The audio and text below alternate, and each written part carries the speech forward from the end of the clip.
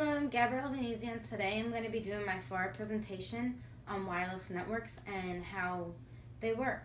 So, here's my project, wireless connections. So, to start off with, what is a wireless connection? Well, it is a computer network where there's no physical wire connection between the sender and the receiver. The network is connected by radio waves or microwaves to maintain communications. And I don't mean microwaves as in what we put food in to heat up, but it's definitely microwave signals. Wi-Fi is a wireless connection located in buildings to keep technology connected all around. A Wi-Fi router. The newest Wi-Fi router is called 802.11 AC. It runs 3 times faster than the old Wi-Fi 802.11n. 802.11 AC is also called wireless AC or gigabit Wi-Fi. It has a wide bandwidth compatibility of 80 megahertz. So this is a picture of what the newest Wi-Fi router looks like, the 802.11 AC. This is typically what you'll find maybe in your home or maybe in a small office. I wouldn't say in a university or anything like that because they definitely use the bigger routers and stuff like that. There's 2 types of wireless networks. There's wide area network, which is also called WAN, or local area network, which is called LAN. And this is a picture of what a WAN looks like. It shows that there's buildings in New York that's communicating with other buildings in London and Hong Kong. So it shows that New York is the master router and that these 2 are their slaves, the London and Hong Kong, which I'll get into more depth about wide area network in a second. And then the local area network, LAN. This shows that there's a server here, which is allowing all these computers in the small workstation to communicate with each other. So we'll get into more depth about LAN too in just a second. So first we're going to go over wide area network, or WAN. They are used by larger corporations or organizations to share data between each other while being far apart, which was what that picture just showed. New York is communicating with other buildings in London and Hong Kong that may be part of the organization and company. The largest WAN in the world is the internet, which we all basically use daily to do research or shop online, communicating with each other on social media. The internet is definitely the biggest WAN if you think about it, because you can be here in Florida communicating with someone in California or someone in England, anywhere. It's the biggest WAN. So WAN has 2 different networks that connect it, which is point-to-point WAN. It involves a direct connection between 2 sites, and there's a cross-packet switch WAN, which is when data is transmitted in packets over shared circuits. The next one is local area network, or LAN.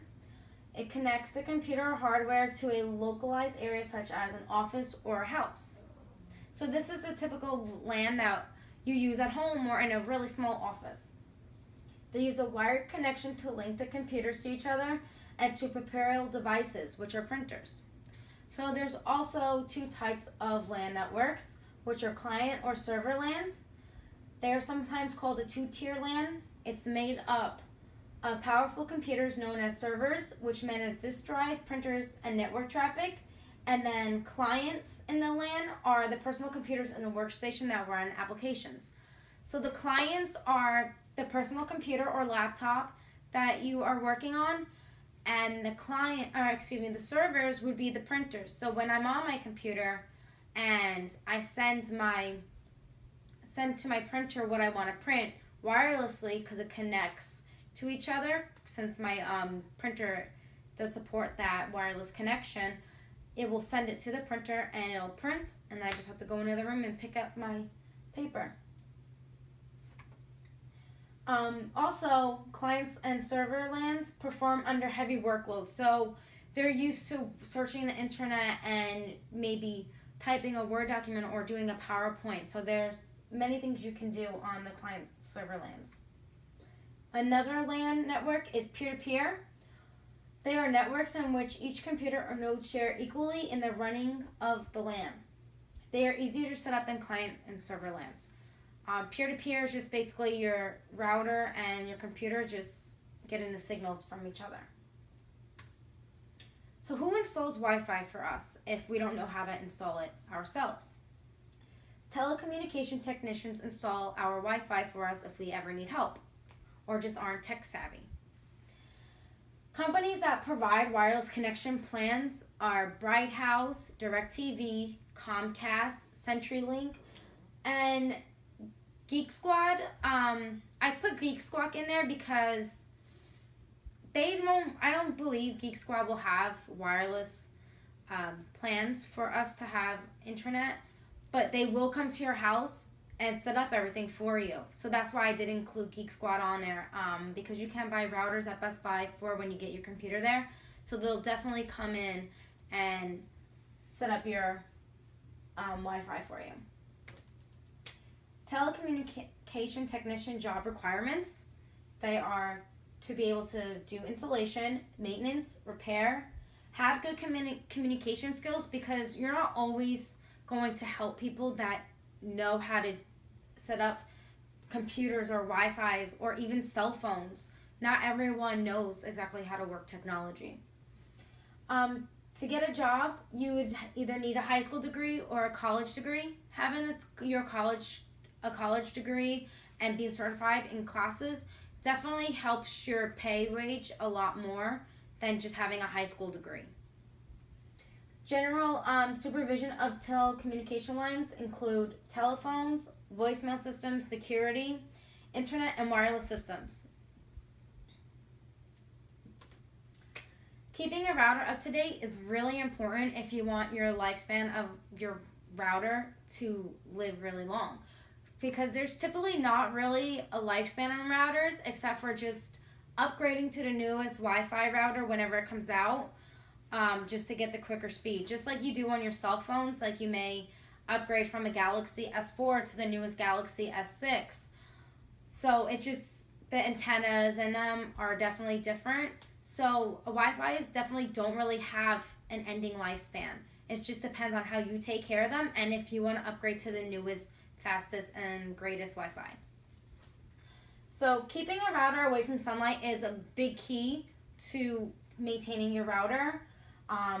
If you keep it in the sunlight, it could cause component failures and can weaken solder joints inside the router. That means that the sunlight could even melt the metals inside of your router, and then it just would never be usable again. You would just have to throw that one out or recycle it, and then get your new router. If there's no new router at the time, you'll just have to get the same kind and go from there. Make sure it's free of dust and pet debris if you have a pet, because that debris can definitely go along with the dust and it could cause your router vents to get clogged. So you definitely want to make sure you clean it out, dust it up a little bit, because even if you don't have pets, dust is definitely going to get in there over an amount of time, and it'll definitely clog it, which will overheat your router, which could cause it to burn out, and then it won't be usable anymore as well. You could also have your router plugged into a surge protector. With that being said, a surge suppressor, there are some inexpensive ones that you can find at your local convenience store like Walmart or Target. The reason for a surge protector is in case there are thunderstorms and the power goes out, or maybe your house gets struck by lightning. You never know what the odds are. So here in Florida, we get thunderstorms all the time here and really bad lightning storms, of course. So it's really good to have a surge protector, so that way if your router is just plugged into an outlet or just an extension cord outlet, if there's a thunderstorm and your power goes out and there's a glitch in your electric, it won't burn up that router, because it's crazy how just one little lightning bolt can just cause it to burn out. Also, the best location for your router is to keep it on a high shelf and with the antennas up. The reason for that is if it's high up, it's going to get a better connection and there won't be anything blocking it.